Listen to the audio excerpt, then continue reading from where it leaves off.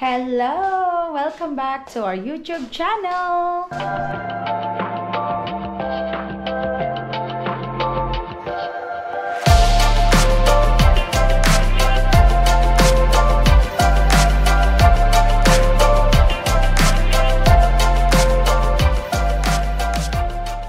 Okay, for today's video po, hindi tayo pumasok sa trabaho ngayon kasi nagkaroon po tayo ng restriction galing sa doktor. Kung malala nyo, nagpunta kami ng OB.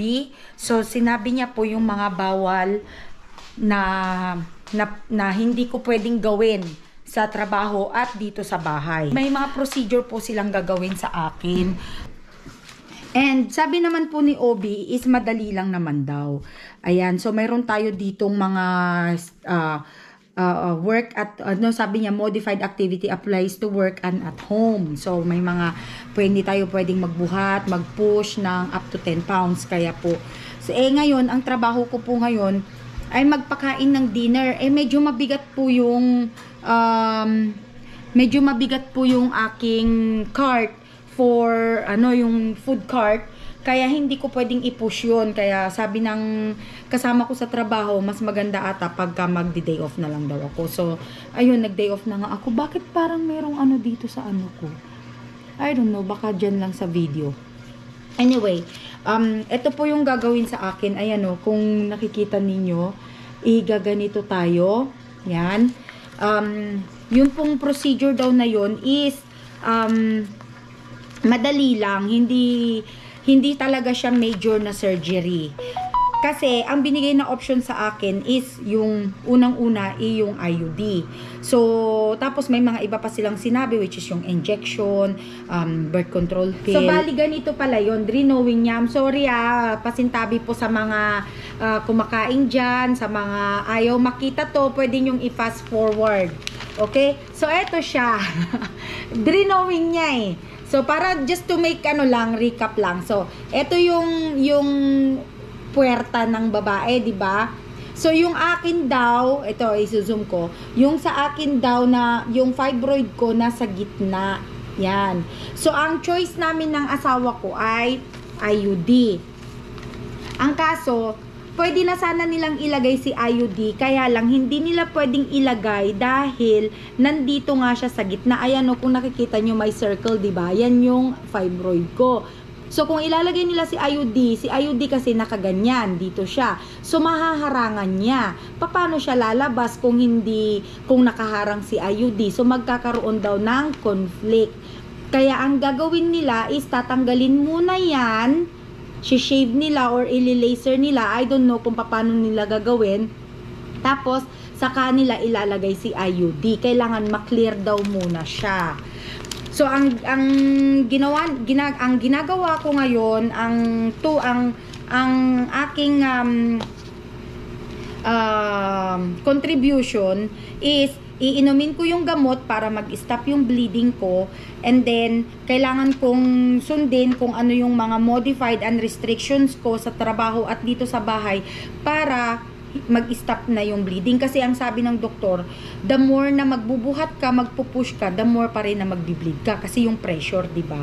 Kaya kailangan ko munang gawin yan for the meantime until the procedure. Pero yung procedure naman daw, it only takes like a day, tapos 1 day recovery lang. Kasi madali lang naman daw yun. So, we'll see. Update ko pa rin kayo. Isasama ko kayo the whole, journey ng aking doctor or tawag dito? Health. So, ayan. So, kung sa mga, tapos po pala, ito po pala ay common sa mga babae na 40s. O yan, alam nyo na kung ilang taon na ako nasa 40s na po ako. Kasi parang nasa na daw ako ng boundary na ng peri or premenopause, yun ang sabi niya. So, and then, kung may ganun na po kayo, may posibilidad na makakuha rin kayo ng fibroids. Kasi po sakit yan ng mga babae na nasa 40s. And FYI po, it's a benign, hindi siya cancerous. Pero kailangan lang tanggalin para hindi po siya dumami ng dumami.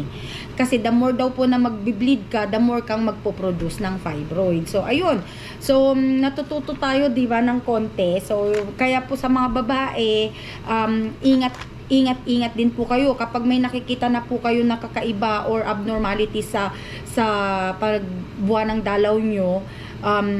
Kontakin nyo na po ang mga OB-GYN ninyo bago pa po mahuli ang lahat. At least yung sa akin po ay naagapan kasi hindi naman siya malaki, hindi rin siya maliit, nasa katamtaman lang, and makukuha pa sa minor procedure. Kaya which is yung gagawin po nila sa akin, hindi yung talagang bubuksan ka, di po ba? So, kaya po, ingatan po natin lagi ang kalusugan natin, mga kakabsat, lalo na po kayong mga kababaihan, kasi po mahalaga ang ating kalusugan, okay? Kaya, syempre, hindi mo rin po talaga maiiwasan yun, lalo na kung nasa, ninyo, sa lahi ninyo, ganun, di ba?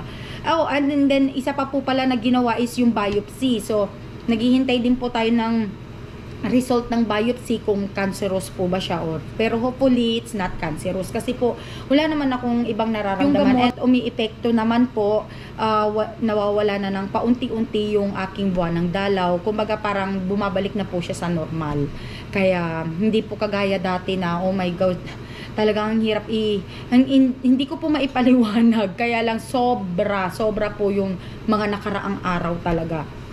Kaya doon po ko na-alarma dahil nga iba, abnormal yung aking pagbuwan ng dalaw. Hindi po ganun kasi ang aking normal na buwan ng dalaw. Kaya, okay, enough with nyak-nyaking. So, for today's video po, talaga, ang tagal-tagal tapos ngayon for today's video no? Magluluto na lang tayo kasi yun lang naman yung pwede sa akin, di ba, magluto. And, magluluto tayo. And ang lulutuin natin ay lahat. As in, literal na lahat galing sa food line, di ba? So, ang menu po natin for today, ang menu po natin for today, gagawa tayo ng munggo. But, hindi lang basta-basta munggo. Ang gagamitin po natin ay lentil. Lentil na, yung lentil, hindi ko po alam kung ano yung lentil, pero may nakapagsabi po sa akin na mas masarap daw sa munggo. Kaya try natin yan. Tapos, gagamitin ko yung mushroom na nakuha ko last time. Try din natin yan, di ba? And then, ang susunod po na lulutuin naman natin ay yung pork loin na nakuha namin ni Auntie Baby last vlog.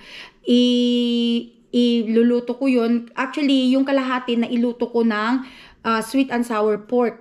Chinese style. Oh, nagustuhan ng anak ko. Kung gusto nyo pong gawin natin yan, comment down below para po ma-video natin next time, okay? And then, so yun, ang gagawin po natin dun sa kalahating natira na pork loin is roasted pork loin with applesauce. Oh, di ba? So, may applesauce din ako dyan. Oh, yung applesauce na nakuha din natin yan sa food line, di ba?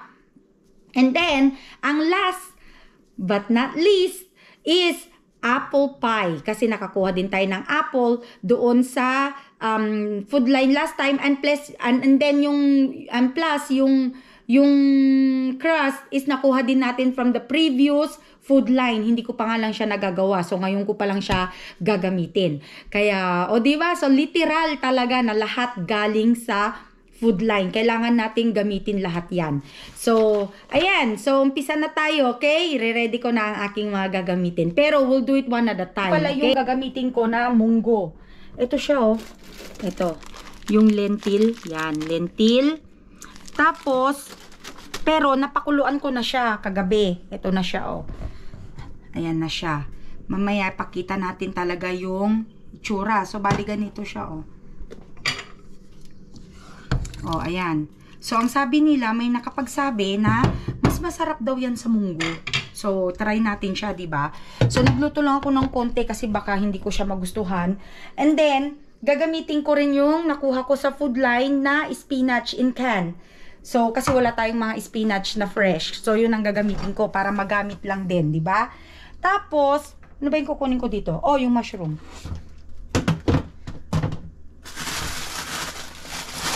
And then, kung naaalala nyo yung mushroom na yan, gagamitin natin yan Yung konti lang kasi like I said, gusto ko muna siyang i-try ng konti ngayon bago baka hindi ko naman siya magustuhan, 'di ba? Tapos po syempre nandito na yung sibuyas, luya and bawang. Yan. Luya and bawang. Tapos po may sahog, sasahugan natin siya ng shrimp.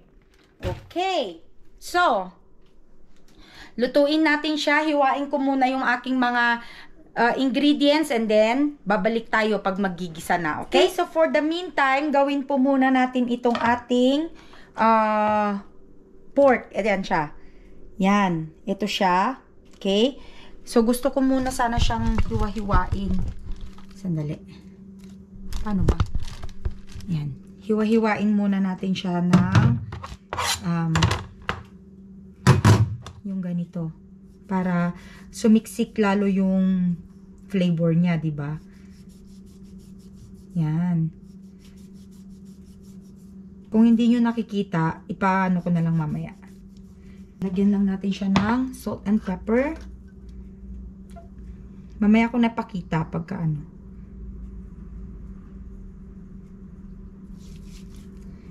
Hirap nyo siyang ganyan. Pepper.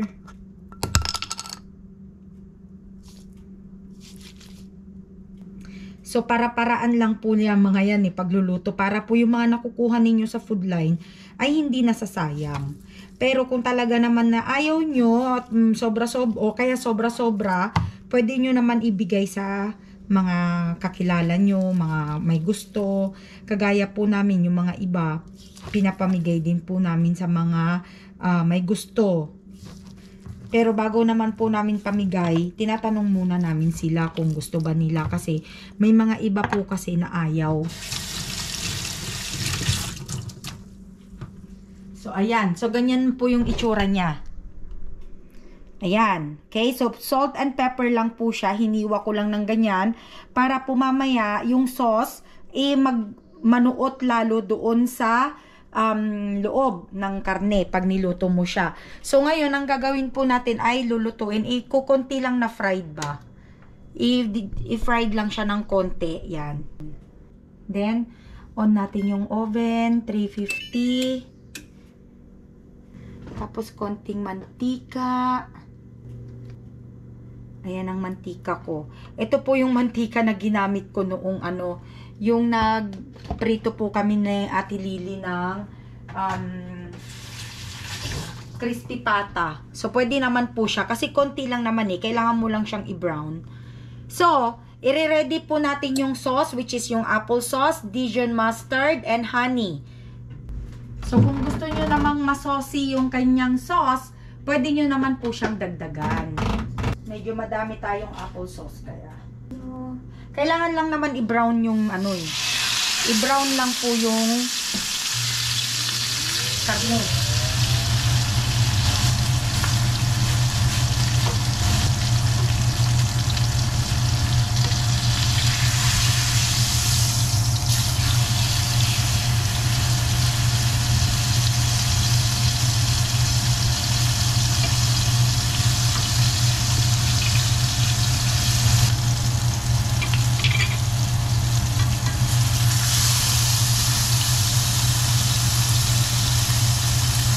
Okay, so bali ganyan na po siya. Ang ginawa ko po dito is yung apple sauce, may Dijon mustard, and honey. Yan. So, dinagdagan ko ang apple sauce kasi para po mas masarap siya, mas saucy, mas lalong kumagat yung sauce sa loob ng roasted pork. Tapos po, i-bake natin siya for 1 hour and 1 hour or 1.5 hour, depende po sa karne na lulutuin nyo kung gaano kalaki. Syempre, matatansya nyo naman yun kung luto na po yung loob, diba? Tapos, i-bake nyo po siya for 350. So, kung wala naman po kayong oven, I think pwede nyo siyang i-roast dito sa stove for, hindi ko lang alam kung gaano katagal. Kaya, but, try nyo rin po siya. One day, tatry natin siya na iluto lang dito sa oven. Or, pwede sa slow cooker, kung meron kayong slow cooker, o, diba? Or, pwede nyo rin gamitin sa air fryer, kung may air fryer po kayo. Okay, so hintayin natin mag-preheat si oven and then ilalagay na natin siya. Ayan, so nandyan na po. Ilagay na natin si oven. Bake for 75. Tignan natin yan. Yan. And then, ito naman po, inumpisahan ko na si pakbet. Pakbet si munggo / lentil. Yan, kung hindi nyo nakikita, mamaya pakita ko na lang po. So, dito po sa ating ginisa, hindi ako naglalagay ng kamatis. Pwede naman po kayo maglagay ng kamatis kung mas prefer nyo ang kamatis. Then, baluya. Yan. Sa ating restriction, hindi naman po pinagbawal magluto. Basta wag lang magbuhat ng mabigat. Okay, tapos lagay natin si hipon. Yan, konti lang nilagay kong hipon. Tapos po, syempre, kailangan natin maglagay na paminta at asin. Ayan. At syempre, hindi na rin natin patatagalin. Pwede na natin ilagay si lentil. Ayan. So, bali ganyan po ang itsura niya. Oh. Na-drain na. Drainain ko na siya. Tapos, lagyan na lang natin siya ng bagong sabaw dito. So, ang pantimpla po natin dito mamaya is patis o kaya asin. Syempre, hindi natin kakalimutan si magic sarap, diba? Ay, o kaya yung ginisa mix. Wala pala akong magic sarap. Ginisa mix lang meron. Muulan ba? Parang muulan. Maano sa labas. Makulimlim. And then, of course, yung nahugasan na nating mushroom. Ito, yung mga nakuha natin doon sa pila din yan. Pwede natin siyang ilagay. Nahugasan na yan. Try din natin siya. Tikman kung masarap dyan.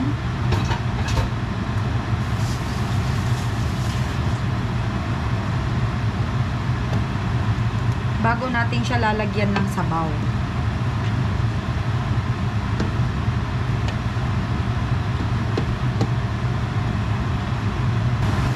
And then the sabaw.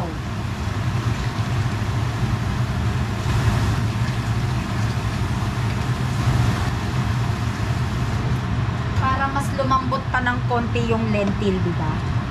Tapos lakasan natin ng konti yung apoy.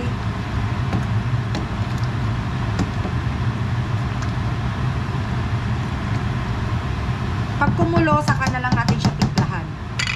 Takpan muna.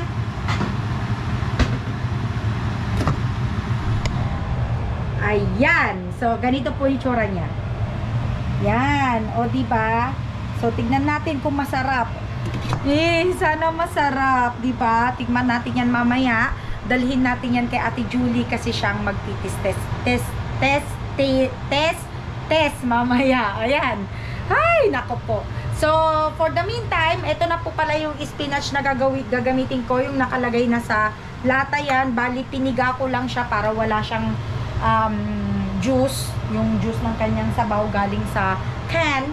And then, maghugas muna ako ng pinggan. Tapos, babalatan ko naman si apple pie.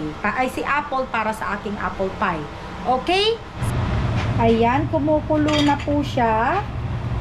So, timplahan natin to ng patis. Ang bango. Pag nilagyan ko na ng patis, mabango pa rin. Siyempre, tikman din natin, di ba? Kasi ayoko mapaalat. Yung mga iba bagoong nilalagay nila, pero tayo, straight patis na lang. Tabang pa. Uy, pero in fairness ha, sabaw pa lang masarap na. So, parang napadamihan ko ata yung sabaw ko. Kasi usually yung munggo lumalapot siya eh, pati ito hindi. Okay, tikman natin uli.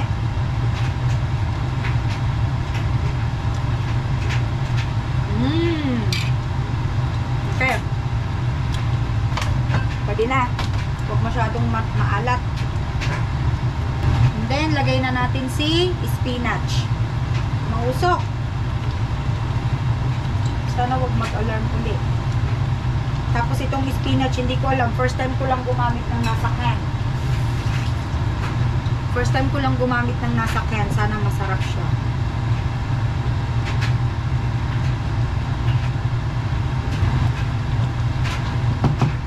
Bango. Okay. Test naman na ulit. Para din pala siyang totoong ano, yung bang kumbaga spinach na fresh. So ito siya. Ay, may usok. Ayan, ganyan siya, oh. Yan, oh, di ba? So may munggo na tayo, lentil. Kaya nag-imbento. So okay, tuloy ko ulit yung paghuhugas ng pinggan. Okay, luto na yung ating lentil / munggo. Ganito na siya, pero wala si Ate Julie ata, tinatawagan ko eh. So lumapot na nga siya, oh. So ang ginamit ko lang po dito is yung lentil, yung kagaya ng sinabi ko kanina, yung nasa supot. Tapos yung spinach na nasa can, yung mushroom na yan, yung nakuha natin sa food line, and then shrimp. Tapos po may of course yung mga seasoning niya, which is yung fish sauce lang po yung ginamit ko, patis, and yung ginisa mix, salt and pepper, yun lang po ang mga ginamit ko. So talagang literal na ang mga ginamit natin dito ay galing sa food line. Okay? And update ko din kayo dito sa aking roasted pork loin with applesauce.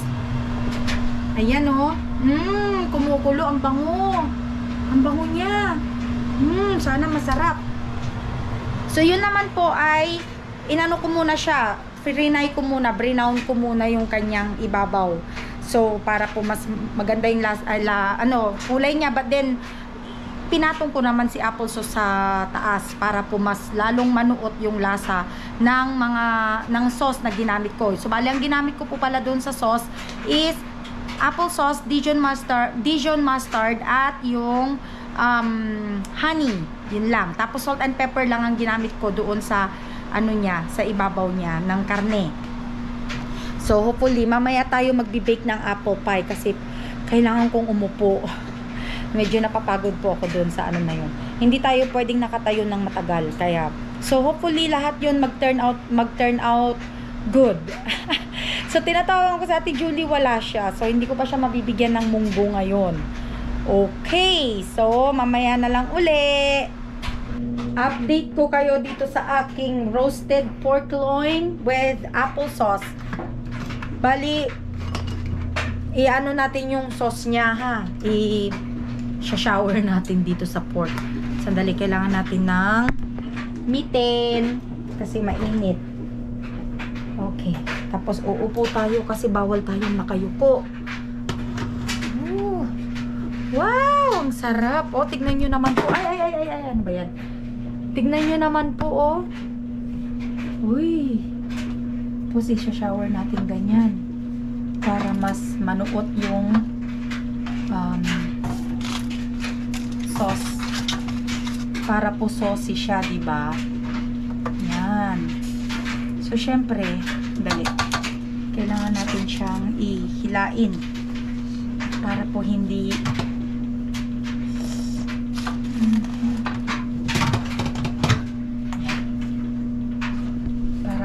mag-touch dito sa para maisama din natin yun. Yan, ganyan po, diba, no? Sarap. So mayroon pa siyang 33 minutes na luto. Bali nilagay ko po siya sa 75 minutes kasi kanina eh. Okay, balik ka sa oven, madam. Yan. Ayan po, 32 minutes pa siya. Or 33 pala. Okay, so hinihiwa ko na yung aking apple. Ayan na siya. Para naman sa apple pie. Siyempre, kailangan may dessert din tayo, diba? Wow, charot. So, yan ang kagandahan kapag pumipila kayo. Kasi hindi nyo na kailangan bumili ng mga ingredients. Meron na kayo kaagad. So, bali, ang kulang nyo na lang is asukal, cinnamon, yung mga yun, diba? Yun na lang yung kailangan ninyo. But, aside from that, lahat mayroon na. Kaya, okay. So, gawin muna natin to, okay?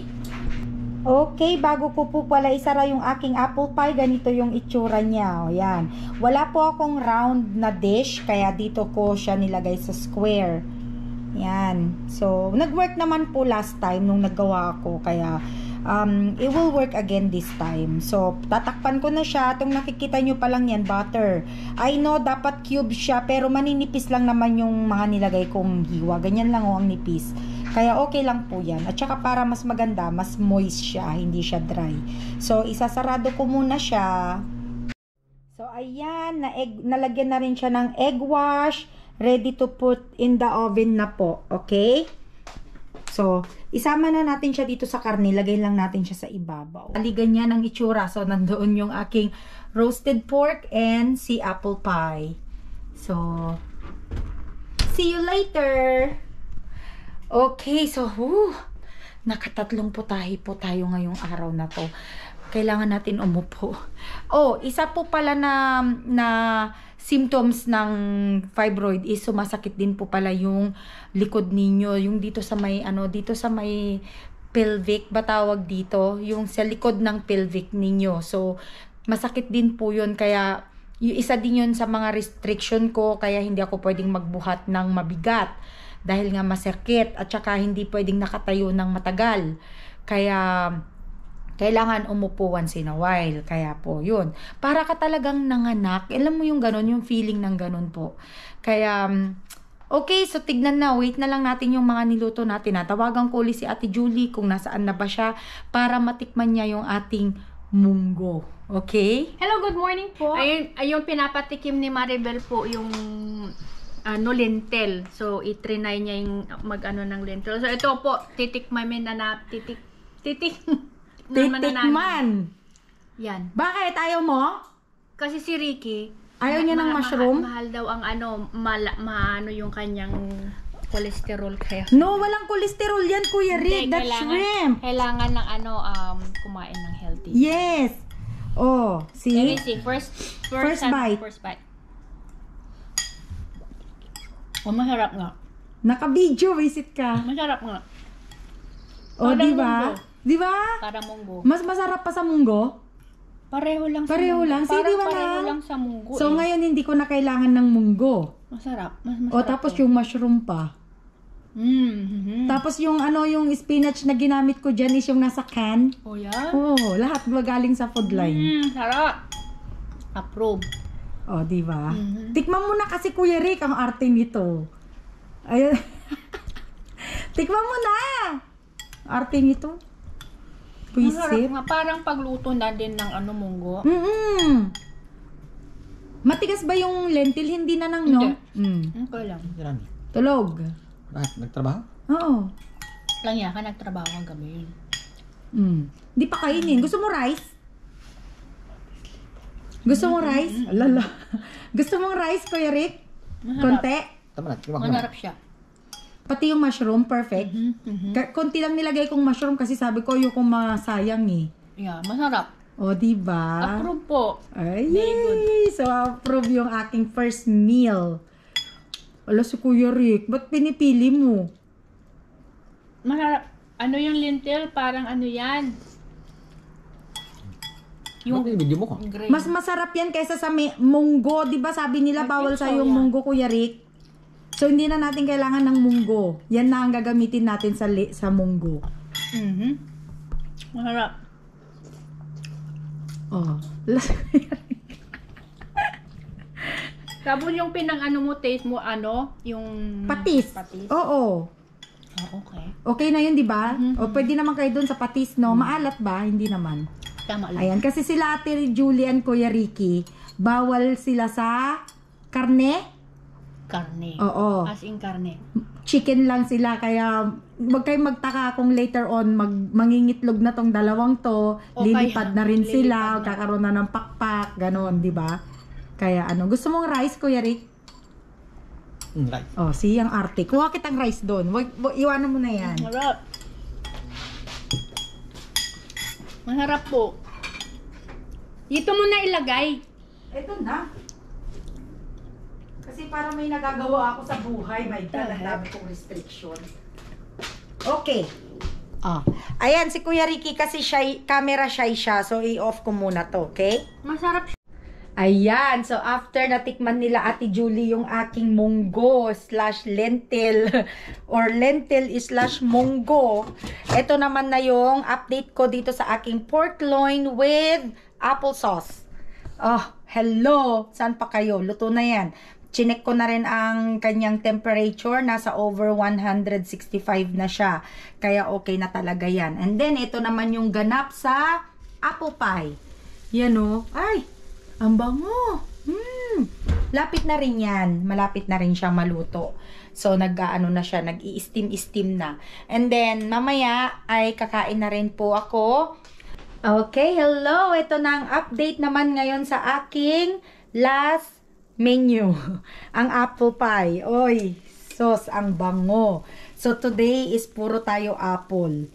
So, apple pie is done and ready. Pero syempre hindi pa pwedeng kainin yan kasi ayan nagsisisling pa siya. Oh my God, ang sarap siguro niyan. I can't wait na kainin yan with ice cream. Oh my gosh. So, ngayon, kailangan natin i-rest yung ating pork loin for 9 minutes bago natin siya pwedeng hiwain. Ang mga ganap sa aking routine ngayon sa aking light duty dito sa bahay. Although mabigat pa rin yung pagluluto, pero hindi naman tayo nagbuhat ng mabigat or anything. Nagluto lang naman tayo, kaya walang diferensya yun, di ba? Tapos umuupo naman ako pag kailangan kong umupo, papahinga naman kung kailangan kong magpahinga. Okay? So, kung nagustuhan nyo po itong video na to, please like, subscribe, and hit the notification bell button para lagi po kayong updated sa mga bago naming video. Hanggang sa muli po. Bye-bye!